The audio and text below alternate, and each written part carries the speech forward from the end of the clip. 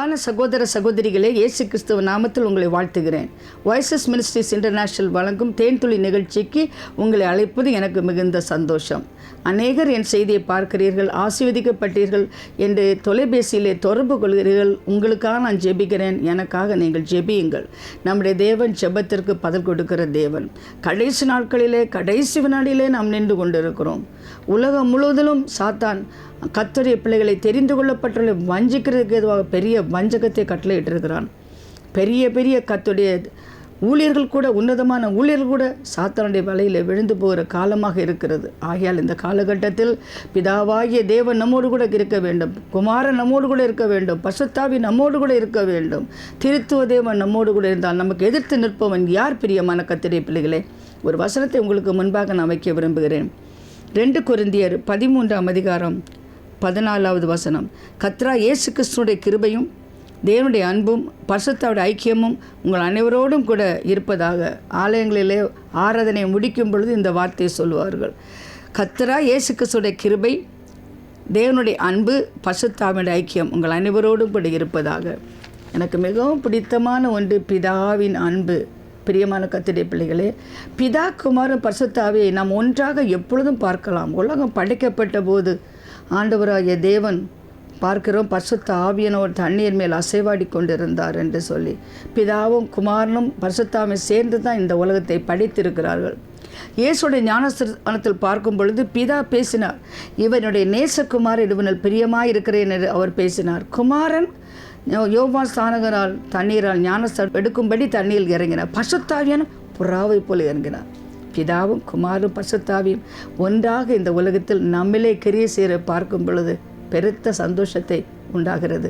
3 பேரும் வித்தியாசமான ஊழியத்தை அல்லாவிட்டால் சேவையை நம் வாழ்க்கையிலே செய்கிறார்கள். அதை பார்ப்போமா? பிதாவாகிய தேவன், யோவான் 10:30 சொல்கிறது, நானும் பிதாவும் ஒன்றாக இருக்கிறோம் என்று வேதம் சொல்கிறது. பிதா செய்கிறதாய் காண்கிறது எதோ அதைத்தான் இயேசு இந்த உலகத்தில் செய்தார். இயேசு தன்னுடைய வாழ்க்கையில் செய்ததெல்லாம் பிதாவின் சித்தத்தை நிறைவேற்றினார் என்று நாம் வேதத்திலே பார்க்கிறோம். எபிரேயர் 1:8 சொல்கிறது, குமாரனை நோக்கி, தேவனே, உம்முடைய சிங்காசனம் என்றென்றைக்கும் உள்ளது, உம்முடைய ராஜ்யத்தின் செங்கோல் நீதியுள்ள செங்கோலாய் இருக்கிறது. உம்முடைய சிங்காசனம், குமாரனை நோக்கி தேவனே என்று அவர் பேசியிருப்பதை நாம் பார்க்கிறோம். பிரியமான கர்த்தருடைய பிள்ளைகளே, தேவனே, உம்முடைய சிங்காசனம் என்றென்றைக்கும் உள்ளது, உம்முடைய ராஜ்யத்தின் செங்கோல் நீதி உள்ள செங்கோலாக இருக்கிறது என்று வேதத்தில் சொல்லப்பட்டிருக்கிறதை நாம் பார்க்கிறோம். பிதாவும் தேவன்தான், குமாரனும் தேவன்தான், பரிசுத்தாவியும் தேவன்தான், ஹோலி ஸ்பிரிட் பரிசுத்தாவியும் ஒரு தேவன்தான். பிரியமான கர்த்தருடைய பிள்ளைகளே, அப்போஸ்தலர் 5:3-4 நாம் பார்க்கும் பொழுது, பரிசுத்தாவியினிடத்தில் நீ பொய் சொன்னாய் என்று அனனியா சபையிடத்தில் சொல்லும் பொழுது, அடுத்த வசனங்களுக்கு தேவனிடத்தை பொய் சொல்வதற்கு உங்களுக்கு எவ்வளோ துணிச்சல் இருந்தது. அப்பொழுது பரிசுத்த ஆவியானவரும் தேவன் தானே. பிரியமான கர்த்தருடைய பிள்ளை, இதில் யார் முக்கியம், யாரை நாம் ஆராதிக்க வேண்டும் என்கிற கேள்விக்கு இடமே இல்லை.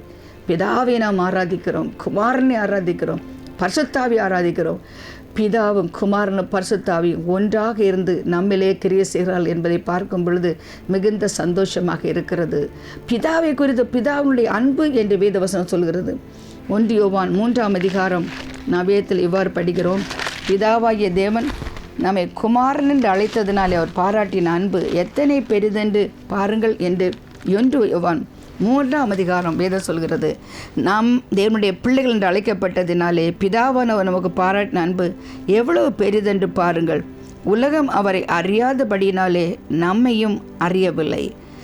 இப்பொழுது நம்முடைய பிள்ளைகளாக இருக்கிறோம், இனி இவ்விதமாக இருப்போம் என்று இன்னும் வெளிப்படவில்லை. ஆகிலும் அவர் வெளிப்படும் பொழுது அவர் இருக்கிற வண்ணமாகவே நாம் அவரை தரிசிப்பதனால் அவருக்கு ஒப்பாக இருக்கிறோம் என்று அறிந்திருக்கிறோம். இந்த நம்பிக்கை வைத்திருக்கிற எவனும் அவர் சுத்தமுள்ளவராக இருக்கிறது போல தன்னையும் சுத்திகரித்து கொள்ளலாம். இது மிகவும் அற்புதமான ஒரு வசனம். பிதா நம்மை அவருடைய பிள்ளைகள் என்று அழைத்ததினாலே அவர் பாராட்டின அன்பு எத்தனை பெரிதென்று பாருங்கள். உலகத்தில் பல தேசங்களுக்கு நாம் போய் பிரசங்கம் பண்ணும் பொழுது, தாய் தகப்பனால் கைவிடப்பட்ட பிள்ளைங்க, வாழ்க்கையில் நிராகரிக்கப்பட்ட சில பிள்ளைங்க ஃபோன் பண்ணி உங்களை அம்மான்னு நான் கூப்பிடலாமான்னு கேட்பாங்க. எனக்கு அழுகையாக வரும். அம்மா என்று கூப்பிடலாமா என்று கேட்கின்ற அனாதை, திக்கற்ற, அல்லாவிட்டால் கைவிடப்பட்ட, நிராகரிக்கப்பட்ட அநேக பிள்ளைகளுக்கு நான் அம்மாவாக இருக்கிறேன். ஆனால் நான் உங்களுக்கு சொல்கிறேன், அனைவருக்குமே ஒரு பிதா இருக்கிறார். குறிப்பிட்ட சிலருக்கு மட்டுமல்ல, உலகத்தில் அத்தனை பேருக்கும் அவர் பிதாவாக இருக்கிறார். அவன் நல்ல பிதா என்று வேதம் சொல்கிறது. பூரண சர்க்குணர் என்று வேதம் சொல்கிறது.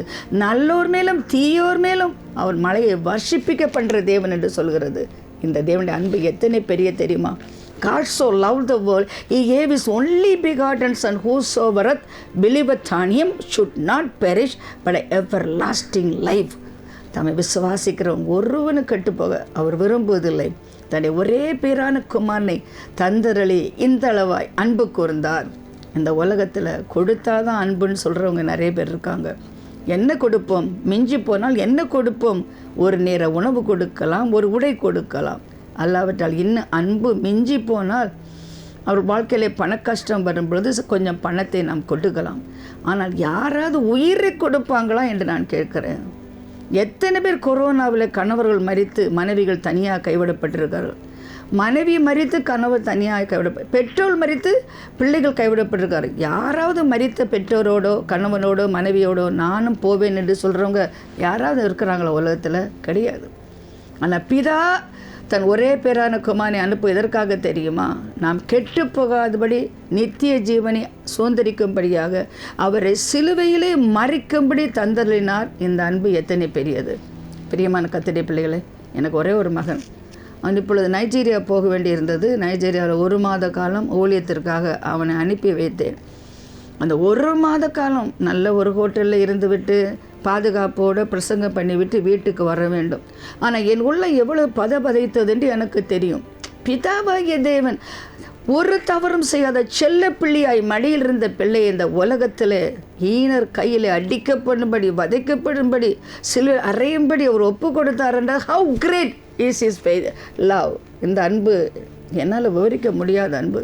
நல்லவனுக்காக 4 பேர் உயிரை கொடுப்பாங்க. ஆனால் கெட்டு போனவனுக்காக ஒரு ஆள் உயிர் கொடுப்பாங்களா? ஒரு கள்ளனுக்காக, ஒரு பச்சாரிக்காக, ஒரு கைவனுக்காக, கற்பழிக்கப்பட்டவங்களுக்காக, தற்கொலைக்கு ஓடிக்கொண்டிருக்கிற மக்களுக்காக, கொலைபாத வெறியர்களுக்காக யாராவது உயிர் கொடுப்பாங்களா? வேதம் சொல்கிறது, இயேசு இந்த உலகத்தில் பாவியாக இருக்கும் பொழுது இயேசு நமக்காக ஜீவனை கொடுத்தார். அப்படி என்றால் பிதா தன்னுடைய குமாரனை நமக்காய் ஒப்பு கொடுத்து நம்மை பிள்ளைகள் ஆக்கி கொண்ட இந்த சொந்தத்திற்காக நம் ஆண்டவருக்கு என்ன நாம் நன்றி சொல்லுவோம். This love is unconditional love. இந்த உலகத்தில் நம்ம யார்கிட்ட அன்பு கூறணும்னா ஏதோ ஒரு கண்டிஷன் வைத்திருவோம். இவங்க ரொம்ப அழகாக இருக்காங்க, இவங்க நல்லா படிச்சிருக்காங்க, இவங்க பரிசுத்தமாக இருக்கிறாங்க, இது மட்டுமல்ல எனக்கு பிரயோஜனமாக இருக்கிறாங்க. ஏதோ ஒரு காரணத்துக்காக தாங்க இந்த உலகத்தில் ஒருத்தர் நேசிக்கிறாங்க. கணவன் கூட மனைவியை நேசிப்பதற்கு, மனைவி கணவன் நேசிப்பதற்கு ஒரு காரணம் இருக்குது. பெற்றோர் தன் பிள்ளையை நேசிப்பதற்கு, பிள்ளை ஒரு பெற்றோர் நேசிக்கிறதுக்கு காரணம் இருக்கிறது. ஒரு பிள்ளையை பெற்று நான் வளர்ப்பேன், ஒரு நாள் இந்த மகன் எனக்கு உதவுவான் என்று பெற்றோர் சொல்லுவாங்க. மகளை பெற்று வளர்க்கிறேன், வயோதிபன் ஆகும் பொழுது இந்த மகள் என்னை ஏதோ ஒரு காரணம் வைத்து தான் நேசிக்கிறார்கள். பிதா நம்மை நேசித்தாரே, என்ன காரணம் என்று நான் கேட்கிறேன். அன்கண்டிஷனல், நிபந்தனை இல்லாமல், காரணம் இல்லாமல் ஆண்டவர் நம்மை நேசித்திருக்கிறார். That's I Christian. அதனால தான் நான் கிறிஸ்தவனாக இருக்கிறேன். எதிர்பார்ப்பு இல்லாமல் ஆண்டவர் என்னை நேசித்திருக்கிறார். எதற்காக என்னை ரட்சித்தார்? ஏதோ ஒரு ரீசன் இருக்கா? கிடையாது. He loved me. He so loved me. He gave His only begotten Son. நான் கெட்டு போகாமல் நான் நித்திய ஜீவனை அடையும்படியாக அவர் கொடுத்தது 10,000 ரூபாயில் 10 லட்சம் ரூபாய் கிடையாது. அவர் கொடுத்தது ஒரே பேரான குமாரன். I love him. That's why I serve him. என்னை நான் ஊழியர் செய்த காரணம் என்னவென்றால் அவரை நான் நேசிக்கிறேன். அவருக்கு அந்த எண்ணத்தை நான் கொடுப்பேன். அவருக்கு நான் என்ன கொடுப்பேன்? What can I render unto God? He gave His only begotten Son. எனக்காக ஒரு குமாரனை கொடுத்த இந்த ஆண்டவருக்கு நான் என்ன செலுத்துவேன்? நீங்கள் கேட்கலாம், எப்படிங்க அன்கண்டிஷனல் லவ்னு சொல்கிறீங்க? காரணம் இல்லாமல் அவர் ஏன் நேசித்தார் சொல்லுங்க, ஏன் நேசித்தாருன்னு சொல்லுங்கன்னு கேட்கலாம். கடந்த வாரமெல்லாம் நான் ஊழியம் செஞ்சிட்ருக்கிறேன். 3 நாள் 3 ஊரில் ஊழியம் பண்ணேன். ஒரு நாள் வெள்ளூர், அடுத்த நாள் பெங்களூர், அடுத்த நாள் KGF. 3 நாள். இந்த வாரம் 3 நாள் நான் ஊழியம் செஞ்சுட்டு வந்திருக்கிறேன். நான் நல்லா ஊழியம் செஞ்சுட்டு வரேன். பிரியமான கர்த்தருடைய பிள்ளைகளை, நான் எப்படி ஊழியம் செய்கிறேன் தெரியுமா? நல்ல காரில் வசதியாக போகிறேன், ஒரு இடத்துல தங்குறேன், அவங்க சாப்பாடு கொடுக்குறாங்க, ஆச்சரியமாக தான் இருக்குது. ஆனால் ஏசு எப்படி ஊழியம் செஞ்சார் தெரியுமா? யார்கிட்ட ஊழியம் தெரியுமா? 6 புருஷன் வச்சுருக்க ஒரு பொண்ணுக்காக அத்தனை மைல் தூரம் நடந்து போய் கிணத்துக்கிட்ட உட்காந்து தண்ணி குடிக்க தாகமாக இருக்க சமயத்தில் ஒரு பொண்ணை சந்திக்கிறாரு. ஐ சே ஹல்லேலூயா. அவளை சந்திக்க யாரும் வரல, அவளை சந்திக்க மாட்டாங்க. எல்லாருக்கும் பயந்து அந்த காலகட்டத்தில் விபச்சாரம் பண்ண கல்லெறிஞ்சு கொள்ளுவாங்க. அந்த பயத்தில் கூட அந்த இடத்துல உட்கார்ந்துருக்கும் பொழுது சமாரியா பொண்ணு அந்த காலகட்டத்தில் ஒரு தாழ்ந்த ஜாதி என்று யூதர்களுக்கும் அவர்களுக்கு சம்பந்தமே கிடையாது. ஆனால் அவள்கிட்ட போய் சுவிசேஷத்தை சொல்லி அந்த ஜீவ தண்ணீர் அவளுக்கு கொடுத்து ஊரே அழைத்து வருகிற சுவிசேஷியாய் கர்த்தர் மாற்றுகிறார். சகேயு ஆயக்காரன், கொள்ளை அடிக்கிறவன், அநியாயமாக வட்டி வாங்குறவன். நம்ம ஊர் தண்டல் வட்டின்னு சொல்லுவோம். அடிப்பாங்க, குடுக்காட்ட அடிப்பாங்க. எத்தனை பேர் தண்டல் வட்டிக்காரனுக்கு பயந்து தற்கொலை பண்ணியிருக்காங்க நம்ம ஊரில். அப்படிப்பட்டவன் தான் இந்த சகேயு. அவனை தேடி போகிறார். திரள் கூட்டமான மக்கள் இயேசுவின் பின்னால் போகிறாங்க. எல்லோரும் நல்லவங்க. ஆனால் அந்த கெட்ட ஒரு குள்ள சகைவு அத்தி மரத்து மேலே உட்காந்துட்டு அவரை பார்க்கணும், வேடிக்கை பார்க்க தான் வந்திருக்கிறான். ரட்சிக்கப்படணும்னு அவனுக்கு தெரியாது. ஆனால் இயேசு மரத்தெழிலே நின்று அவன் வீட்டில் தங்க வேண்டும் என்று தானாக முன் வந்து அவன் வீட்டிற்கு போய் ரட்சிப்பை கொடுக்குறாரு. What is style of ministry Jesus did. எப்படிப்பட்ட தரமான ரகமான ஊழியத்தை இயேசு செஞ்சுருக்கார். 10 குஷ்டரோகிங்க. அந்த குஷ்டரோகிகளை தொடவே கூடாது. அவங்க தீட்டுன்னு சொல்லிட்டு அவங்க ஊருக்கு புறம்பாக இருக்கணும். அந்த 10 குஷ்டரோகியை கூப்பிரில் கேட்டு அவங்கள குணமாக்குறாரு. அதில் ஒருத்தன் தான் வந்து நன்றி சொன்னான். என்னை கேட்டுக்கொண்டு கர்த்தருடைய பிள்ளை 38 வருஷமாக ஒருத்தன் குழத்திக்கிட்டு இருக்கிறாங்க. அவங்ககிட்ட யாருமே போக மாட்டாங்க. அவ்வளோ நாற்றம் அடிக்கும். உங்களுக்கு தெரியுமே, எத்தனையோ பிச்சைக்காரங்களை பார்த்துருக்குறோம். தாடி வளர்ந்துருக்கும், தாடிக்குள்ளே பேன் இருக்கும், குளிக்காத நாற்றமாக இருக்கும். அவன் கிட்ட போனாலே கொரோனா வந்துடும், அப்படி தான் நம்ம நினைப்போம். ஆனால் அவன் கிட்ட போய் அவனோடு பேசி 38 வருஷமாக குளட்டண்டையில் கிடந்தவனை அந்த நாள் படுக்கை எடுத்துக்கொண்டு வீட்டிற்கு போக வைத்தார். ஹல்லேலூயா. பிரியமான கர்த்தருடைய பிள்ளையே, ஏன் இது நடந்தது? இது அன்பு, பிதாவின் அன்பு. ஆகவே தான் குமாரனுக்கு இந்த பெரிய பாரத்தையும் பாசத்தையும் ஆண்டவர் கொடுத்தார். இயேசுவின் அன்பு எத்தனை பெரியது. பிரியமான கர்த்தருடைய பிள்ளைகளே, நம்மை பிள்ளைகள் என்று அழைத்து எந்த வித்தியாசமும் இல்லாமல் இந்த உலகத்தில் உள்ள தாழ்ந்தவன் உயர்ந்தவன் என்று இல்லாமல், ஏழை பணக்கார் என்று இல்லாமல், இந்த உலகத்தில் கெட்டுப்போனவன் என்று பார்க்காமல் ரட்சிப்பதற்கு குமாரனை அனுப்பினார். சும்மா நீ ரட்சிக்கப்பட்டா என்று சொன்னதில்லை, நித்திய ஜீவனை அவளுக்கு கொடுக்கும்படியா, eternal life, everlasting life. அப்படி என்றால் யாருக்கெல்லாம் அவர் ரட்சிப்பை கொடுத்தாரோ அத்தனை பேர் இந்த உலகத்தில் சாவாமை தரித்து எழுந்திருப்பார்கள் என்கிற ஒரு நம்பிக்கையும் கொடுத்தார். பிரியமான வேதம் சொல்கிறது, அவருக்கு ஒப்பாக இருப்போம் என்கிற நம்பிக்கை நமக்கு இருக்குது. அவரை காணும் பொழுது அவருக்கு ஒப்பாக இருப்போம். See him, we will be like him. அதற்காக இப்படிப்பட்ட நம்பிக்கை உள்ளவர்கள் அவர் சுத்தமுள்ளவராக இருக்கிறது போல தன்னை சுத்திகரித்து கொள்ள கடவர். இதுதான் பிதாவின் அன்பு. அடுத்தபடியாக வேதம் சொல்கிறது, குமாரனா இயேசு கிறிஸ்துவனுடைய கிருபை, the grace of our Lord Jesus Christ, grace, பிதாவின் அன்பு, அடிஷ்னல் கிரேஸ். ஹல்லேலூயா. ஆண்டவர் கொடுக்குறார் கொடுத்து கொண்டே இருக்கிறார், அள்ளி கொடுக்குறார். மனுஷன் கிள்ளி கொடுப்பான். பிரியமான ஆண்டவர் அளவில்லாமல் கொடுக்குற ஒரு தேவன். அன்பு மட்டும் போதுமா? இல்லை, உனக்கு கிருபையும் தேவை. அந்த கிருபைக்காக என் குமாரனை நான் கொடுக்கிறேன். Grace came through Jesus Christ. சத்தியமும் கிருபை இயேசு மூலமாக இந்த உலகத்துக்கு வந்தது. பிரியமான கர்த்தருடைய பிள்ளைகளே, சங்கீதம் 63:3 சொல்கிறது, அவருடைய கிருபை என் ஜீவனிலும் அருமை. The favor of the loving kindness of the life is better than my life. அவருடைய இரக்கம், அவருடைய மன உருக்கம், அவருடைய கிருபை என் ஜீவனிலும் அருமை. கிருபைன்னு சொன்னால் தகுதியற்ற மனிதனுக்கு தேவன் அருளுகிற அந்த பெரிய தயவு தாங்க கிருபை. தகுதியே இல்லைங்க. அவருடைய கிருபையை பெற்றுக்கொள்வதற்கு யாருக்கு தகுதி இருக்கிறது? தகுதி இல்லாத மனிதனுக்கு தேவன் காண்பிக்கிற ஒரு தயவு தான் கிருபை. இந்த கிருபை ஒரு மனிதனுக்குள் வந்தால் என்ன நடக்கும் தெரியுமா? பிரியமான கர்த்தரே, ப்ரொமோஷன், ப்ரொடெக்ஷன், ப்ரொவிஷன் எல்லாமே வந்துடும்.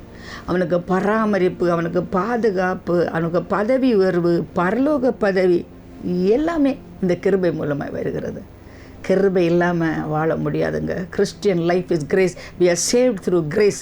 கிருபையினால் நம்ம ரட்சிக்கப்பட்டிருக்கிறோம். இது தேவனுடைய ஈவு. Is a gift from God. We don't deserve it. நான் அதை பெற்றுக்கொள்ள தகுதியற்றவர்கள். ஆனால் தேவன் அருளிய ஈவு, இந்த பெரிய ஈவு நமக்கு கொடுத்திருக்கிறார். கிருபை, அபண்டன்ட் கிரேஸ், அபரிதமான கிருபை, கிரேஸ் அப்பான் கிரேஸ். கிருபை மேல் கிருபை ஆண்டவர் கொடுத்துருக்கிறாரு. புதிய ஏற்பாடிலும் பழைய ஏற்பாடிலும் நம்ம பார்க்க முடியும். பவுல் அப்போஸ்தலனை பார்த்து, இத்தனை கஷ்டத்தையும் உபத்திரவத்தையும் தாங்கினீர்களே, எப்படித்தான் கேட்டால் அவர் சொல்ல, ஐ ஆம் what I am by the grace of God. என்னை பார்த்து எப்படி இருக்கீங்கன்னு கேட்டால், நல்லா இருக்கிறேன், எல்லா வாரம் ஊழியத்துக்கு போகிறேன், ஆண்டவர் ஒரு கார் கொடுத்துருக்காரு, அந்த கார்லேயே நான் போகிறேன், எனக்கு ஒரு ஸ்டுடியோ இருக்கு, இதெல்லாம் தான் அடிக்கி நம்ம சொல்லுவோம். ஆனால் இத்தனை ஆச்சரியமான ஒரு ஊழியத்தை செய்து அத்தனை சபைகளை நிறுவிய பவுல் அப்போஸ்தலனை பார்த்து எப்படி இருக்கிறேன் என்று கேட்டால், நான் இருப்பது தேவ கிருபையாலே இருக்கிறேன் என்று தான் அவர் சொன்னார். இத்தனை வேதனைகளை எப்படி தாங்கினீர்கள்? By the grace of God. அவருடைய கிருபை மட்டும் போதும், என் பலவீனத்தில் அவருடைய பலன் பூரணமாய் விளங்கும். பிரியமான கர்த்தருடைய பிள்ளை, கிருபை என்பது ஆதியாமத்திலிருந்து வெளிப்படுத்தின விசேஷம் வரையிலும் நாம் பார்க்க முடியும். ஆனால் நாம் இன்று வாழ்கிற காலம் கிருபையின் காலம். அல்லேலூயா. இதுவரை கண்டிராத அதிசயத்தை காணவும், இதுவரை கண்டிராத தேவ தயவை பெற்றுக்கொள்ளவும், இதுவரை கண்டிராத வெற்றிகரமான வாழ்க்கை வாழ்வதற்கும் நமக்கு சூப்பர் கிரேஸ் கொடுக்கப்பட்டிருக்கிறது. அபரிதமான கிருபை, அபண்டன்ட் கிரேஸ், அதிகமான கிருபை அவர் அளித்திருக்கிறாரே என்று வேதவசனம் சொல்லுகிறது. நோவாவுக்கோ வென்றால் கர்த்தருடைய கண்களிலே கிருபை கிடைத்தது என்று வேதம் சொல்லுது. ஆதியாகமம் 6ஆம் அதிகாரம் 8வது. நோவாவுக்கென்றோ கர்த்தருடைய கண்களில் கிருபை கிடைத்தது. அவனுக்கு கிருபை கிடைத்ததுனால என்ன லாபம்? உலகமே தண்ணீருக்குள் அழிந்து போகும் பொழுது இந்த நோவாவும் குடும்பமும் காக்கப்படுவதற்காக ஒரு பேழையை உண்டாக்க கர்த்தர் சொல்கிறார். இன்றைக்கும் தான் பிரியமான கர்த்தருடைய பிள்ளைகளை, நோவாவின் நாட்கள் நடந்தது போல நடக்கும். ஆண்டவர் சொன்னார், ஜனங்கள் அழியப் போகிறார்கள், நியாய தீர்ப்பு வரப்போகிறது, தேவ கோபம் உச்ச கட்டத்தை கிட்டி நெருங்கி இருக்கிறது, கோபம் பற்றி எரிகிறது, பட்டணங்கள் பற்றி எரிகிறது, பெரிய புயல் காற்றினால் அழிந்து கொண்டிருக்கிறது, பெருவெள்ளத்தால் அழிந்து கொண்டிருக்கிறது, கொள்ளை நோயால் அழிந்து கொண்டிருக்கிறது.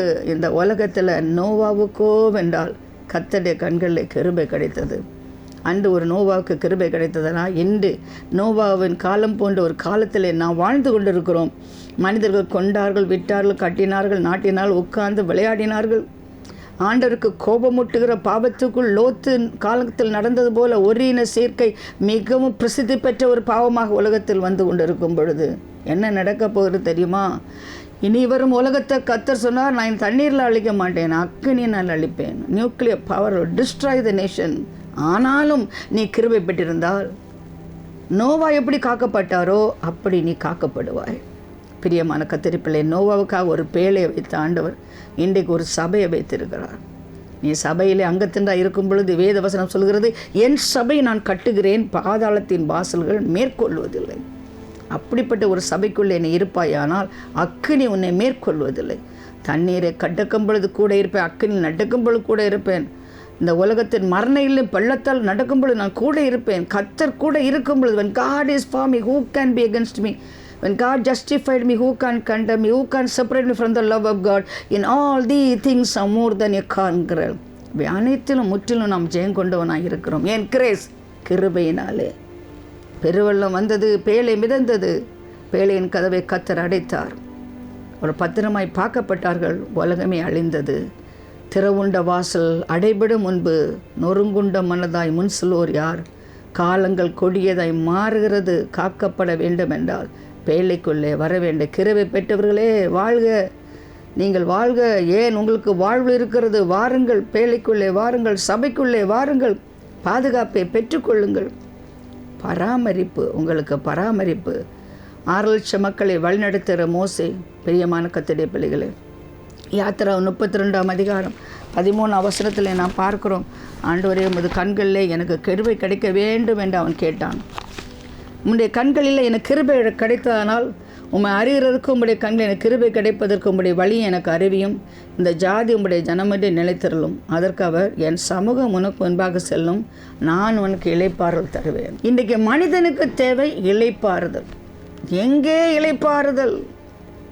ஒரு குருவியை போல சிறகிருந்தால் எங்கேயோ ஓடி ஒரு மலையில் உட்கார்ந்து இளைப்பாரி இருப்பேனே என்று மனிதன் சொல்கிறான். அலையும் ஆலையும் கூட ஓய்கிறது, சந்திரனும் மறைகிறது ஒரு நாள். ஆனால் இந்த மனிதனுக்கோ ஓய்வு கிடையாது. காலை முதல் மாலை வரையிலும் உழைக்கிறான். உழைத்து சம்பாதித்த பணத்தை உட்கார்ந்து சாப்பிடுகிறானா? கிடையாது. குடும்பம் பெரிய கல்யாணம் நடக்கிறது, ஆயிரக்கணக்கான மக்கள் கல்யாணமாகி ஒரு வாரத்திற்கு பிறகு கணவன் ஒரு பக்கம், மனைவி ஒரு பக்கம், 2 பேரும் வேலை செய்கிறாங்க. என்றைக்கு ஒன்றாக இருந்து ஒரு சமாதானத்தையும் இளைப்பாறுதலையும் அனுபவிக்கப் போகிறார்கள்? பணத்தை சம்பாதிக்கிறார்கள், அது அவர் வாழ்க்கைக்கு பத்தவில்லை. விலைவாசி விஷம் போல் ஏறிவிட்டது, இன்னும் வேலை செய்ய வேண்டிய, இன்னும் ஓவர் டைம். சில கணவரெல்லாம் மனைவியை பார்க்கவே முடியாது. அவங்க எழும்பதுக்குள்ளே போவாங்க, அவர் வர்றதுக்குள்ளே இவங்க தூங்குவாங்க. வார கடைசியில் கூட பார்க்க முடியாது, ஓவர் டைம் வேலை செய்கிறதுக்கு போயிடுவாங்க. இந்த உலகம் இப்படி தான் போய்கொண்டே இருக்கிறது. ஃபாஸ்ட். ஈவன் இந்த ஃபுட்டு கூட ஃபாஸ்ட் ஃபுட்டு தான், சாப்பாடு கூட ஃபாஸ்ட் ஃபுட்டாக போயாச்சு. ஆண்டவர் சொல்றார், உனக்கு கிருபை இருந்தால் நான் உனக்கு இளைப்பாறுதல் தருவேன், ஏனென்றால் என் சமூகம் உனக்கு முன்பாக செல்லும். ஆகவே தான் மோசே சொன்னால், உங்களுடைய சமூகம் என் கூட வராதிருந்தால் ஓரடி என்னை கொண்டு போக வேண்டாம். அன்பான சகோதரனே, சகோதரியே, நீ கிருபை பெற்றிருந்தால் உன் தேவைகள் சந்திக்கப்படும், உனக்கு சமாதானத்தை கர்த்தர் கட்டளையிடுவார். ஒரு போதகர் சொன்னார், எதைனா இழந்துரு சிஸ்டர், சமாதானத்தை மட்டும் இழந்துடாதீங்கன்னார். ஏன்னா சமாதானம் எங்கே இல்லையோ அங்கே ஆண்டவர் இல்லை. சமாதானத்தின் தேவன் சாத்தானை உன் கீழே நசுக்க வேண்டும் என்றால் நீ சமாதானமாய் நீ இருக்க வேண்டும். சமாதானத்தை காத்துக்கொள், எல்லா காவலோடும் நீ உன் இதயத்தை காத்துக்கொள், அதிலிருந்து ஜீவ ஊற்று புறப்படும். ஆல்வேஸ் ஆர்கியூங், எப்பவும் வாக்குவாதம், சண்டை, கிரம்பிளிங், முறுமுறுக்கிறது, இப்படியே வாழ்க்கை ஓடிக்கொண்டிருந்தால் எதற்குத்தான் மனுஷன் வாழ்கிறான்? இதற்குத்தான் வாழ்க்கையா? இதற்குத்தான் கல்யாணமா? இதற்குத்தான் பிள்ளை பெற்றோமா? இதற்குத்தான் வேலை செய்கிறோமா?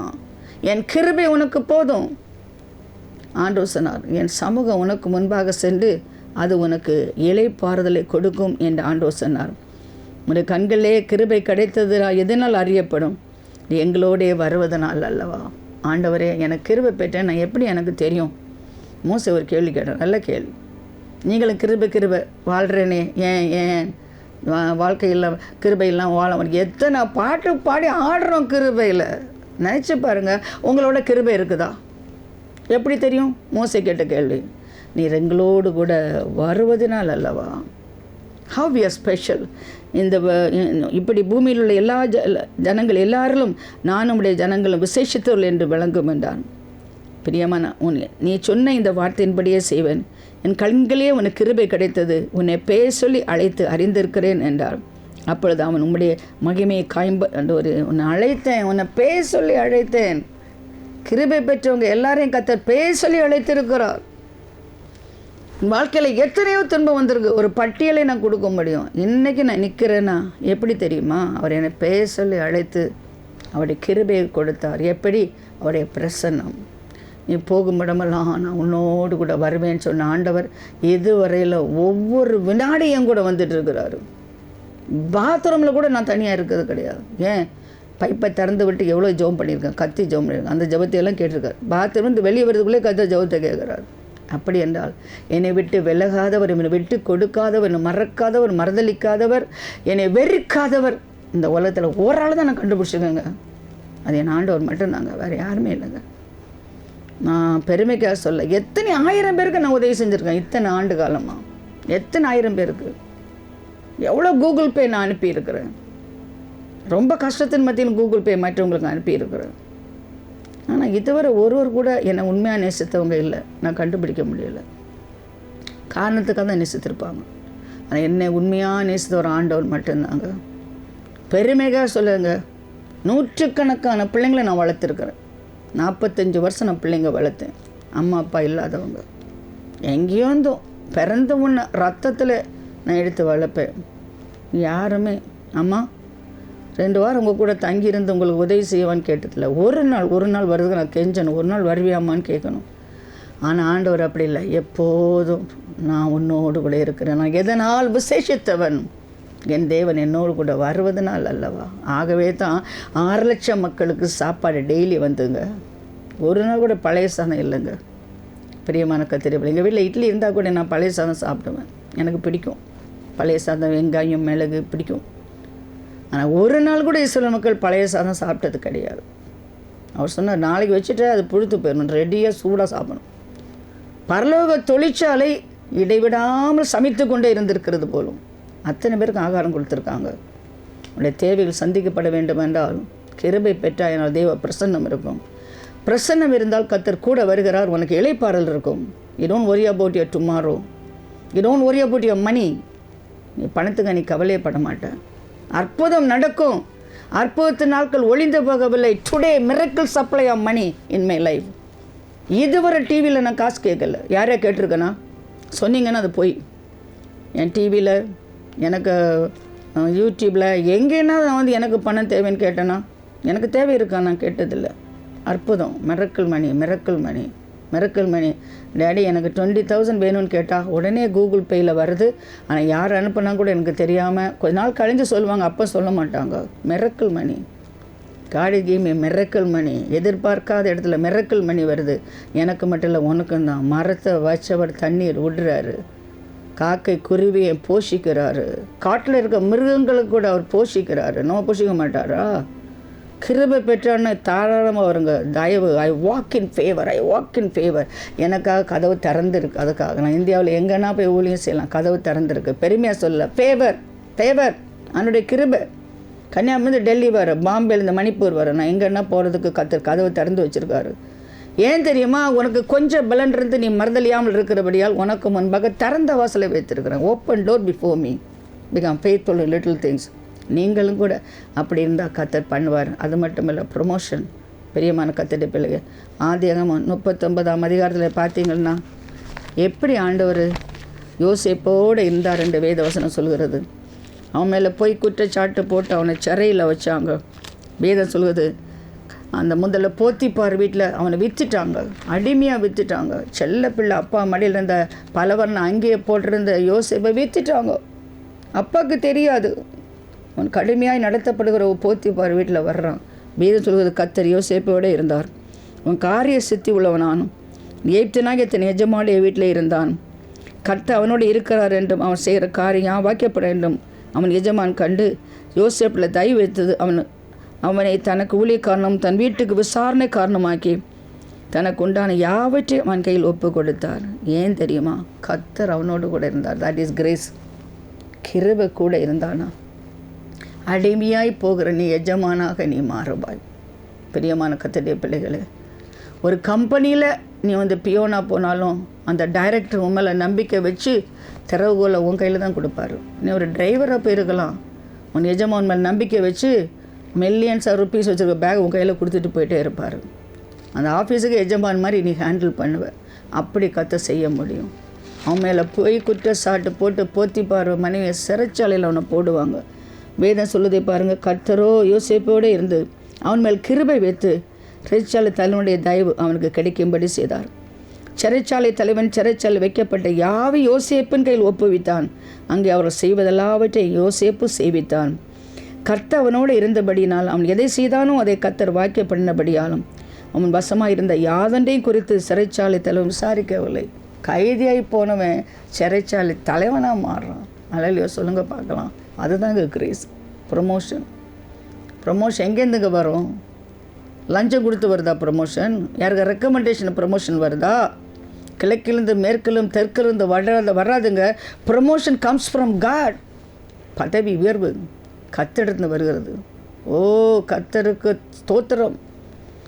அவர் என்னை உயர்த்தினார் என்று நீ சொல்ல வேண்டும். ஆழமான படுகொலியிலிருந்து என்னை தூக்கி எடுத்து கண்மலையில் நிறுத்தி காலை உறுதிப்படுத்தி அவரை துதிக்கும் புதிய பாடலை அவர் கொடுத்தார். ஈக் கேமி. ப்ரொமோஷன் உனக்கு கர்த்தர் தான் கொடுப்பாருங்க.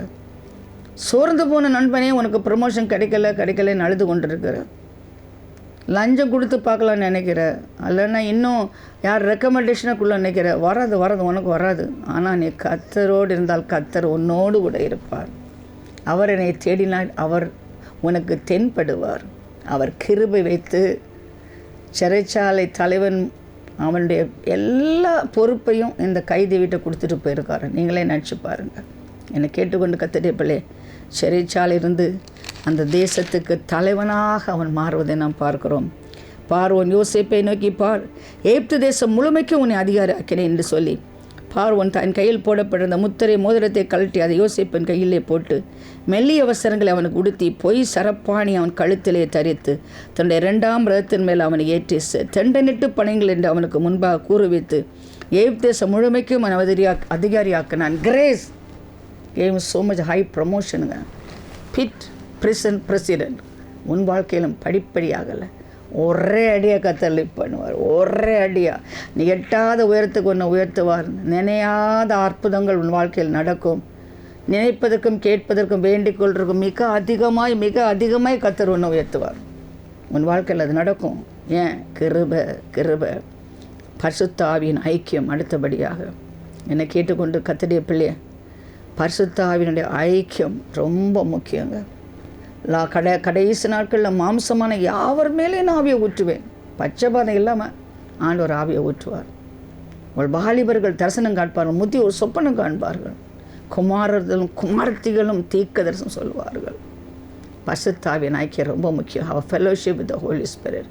Don't grieve the Holy Spirit. பரிசுத்த ஆவியை துக்கப்படுத்தாதீர்கள். அவனோடு கூட இருக்கிறார்.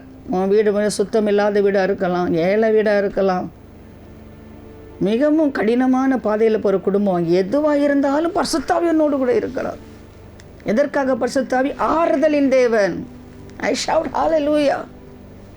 என் வாழ்க்கையில் என் கணவன் இறந்து போய் என்னுடைய ஊழியமெல்லாம் மற்றவங்கள் பறித்து பலவிதமான துன்பத்தின் பாதையில் நான் போகும் பொழுது, பணமே இல்லாத ஒரு சூழ்நிலை வரும் பொழுது, கர்த்தர் என்னோடு கூட இருந்து அவர் என்னோடு கூட இருந்தார். அற்புதங்கள் செய்தால் ஆறுதல் கொடுத்தார். அதான் எனக்கு முக்கியம். பணம் பெருசில்லைங்க, எனக்கு வேண்டியது ஆறுதல். ஆவியானவர் யார் தெரியுமா? சகல ஆறுதலின் தேவன். எத்தனை வேதனையில் நான் போனோம், அத்தனைக்கு ஆறுதல் வந்தது. அதுக்கான ஆண்டவரை ஸ்தோத்திரிக்கிறேன். பரிசுத்த ஆவியின் ஐக்கியம். ஆனால் அவரை துக்கப்படுத்தாதபடி, விசனப்படுத்தாதபடி, மிகவும் அவருக்கு அருகாமையில் அவரை சந்தோஷப்படுத்துகிற ஒரு வாழ்க்கை வாழ்வதற்கு என்ன அர்ப்பணித்தேன். Holy Spirit, listen to the voice of the Holy Spirit. அவர் சொல்கிறது என் காதால் கேட்டு நான் கீழ்ப்படிந்து வாழ்வதற்கு கர்த்தர் கிருபை கொடுத்தார். பரிசுத்த ஆவியின் ஐக்கியம். பிதாவே தேவனுடைய அன்பு, குமாரன் இயேசு கிறிஸ்துவின் கிருபை, பரிசுத்த ஆவியின் ஐக்கியம் உங்களை ஆசீர்வதிக்க வேண்டும் என்று நான் ஜெபிக்க போகிறேன். அன்பு இரக்கம் நிறைந்த ஆண்டவரே, பிதாவே உமது அன்பு எத்தனை பெரியது. கெட்டு போகாமல் நித்திய ஜீவனை அடையும்படி உம்முடைய குமாரனை கொடுத்து எங்களை பிள்ளைகள் என்று அழைத்தீரே, எத்தனை பெரிய ஸ்லாக்கியம். குமாரனே, கிருபை கொடுத்தீரே, பாதுகாப்பு கொடுத்தீர், பராமரிப்பு கொடுத்தீர், பதவி உயர்வு கொடுத்தீர். பக்தி உள்ள ஜனமாக எங்களை காத்து கொண்டு வருகிறீர். ஆவியானவரே, ஆறுதலை அருளுகிறே, ஞானத்தை அருளுகிறீரே. உம்முடைய ஐக்கியம் எத்தனை இன்பமானது ஆண்டவரே. தனியாக ஒருபோது எங்களை விடாதபடி காத்து வருகிறீரே. கர்த்தாவை, என்னை கேட்டுக்கொண்டிருக்கும் கர்த்தருடைய பிள்ளைகள் பிதாவும் அன்பும் குமாரனுடைய கிருபையும் பரிசுத்த ஆவியினுடைய ஐக்கியம் கூட இருக்கட்டும். பிள்ளைகளை ஆசீர்வதியும். இயேசுவின் நாமத்தில் கெஞ்சி மன்றாடுகிறேன் பரமபிதாவே. ஆமென்.